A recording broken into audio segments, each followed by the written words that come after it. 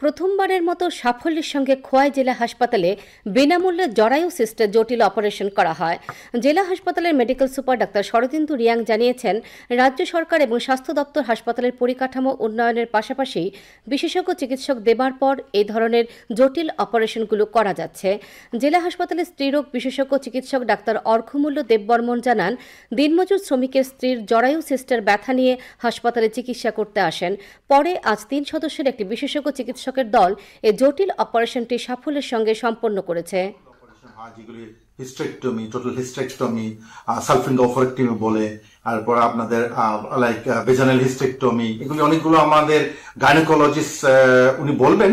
তারপর আমাদের এখানে সেই অপারেশনটা আমরা সংযোজন করতে পেরেছি। আজকে আমরা খোয়াই জেলা হাসপাতালে একটা নতুন পালক আমরা নতুন পালক একটা যোগ করতে পেরেছি। সাফল্য পালক হিসেবে আমরা এখন এখানে একজন মহিলাকে আমরা একটা জটিল অপারেশন করার জন্য আমরা প্রস্তুতি নিয়েছিলাম।